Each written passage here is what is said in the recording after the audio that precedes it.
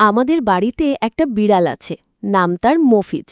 মফিজ দেখতে যেমন গোলগাল, তার কাণ্ডকারখানাগুলোও তেমনি গোলমেলে।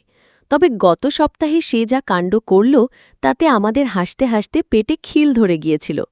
একদিন সকালে দেখি মফিজ গম্ভীর মুখে রান্নাঘরের দিকে যাচ্ছে। ভাবলাম হয়তো ইঁদুর ধরে এনেছে, কিন্তু কাছে গিয়ে দেখি তার মুখে একটা আস্ত পাউরুটি। হ্যাঁ, ঠিকই ধরেছেন। বেচারা রুটিটা মুখে নিয়ে এগোতে গিয়ে দরজার চৌকাটা আটকে গেল। সে কিছুতেই এগোতে পারছিল না, আর পাউরুটিটাও ফেলবে না। মফিজ তখন এক অদ্ভুত বুদ্ধি বের করল। সে মাথা নিচু করে পাউরুটিটা মেঝেতে রাখল, তারপর নিজের শরীরটাকে শুঁড় বানিয়ে পাউরুটিটাকে ঠেলে ঠেলে দরজার ওপারে নিয়ে গেল। আমরা সবাই হতবাক। এইটুকু একটা বিড়াল, আর কি বুদ্ধি! রুটিটা নিয়ে সে সোজা আমাদের বসার ঘরের সোফার নিচে ঢুকে গেল। আমরা ভাবলাম নিশ্চয়ই আরাম করে খাবে, কিন্তু কিছুক্ষণ পর দেখি মফিজ মুখ কালো করে বেরিয়ে আসছে। কি ব্যাপার? উঁকি দিয়ে দেখি সোফার নিচে একটা ইঁদুর পাউরুটির একটা বড় অংশ নিয়ে ভয়ে কাঁপছে।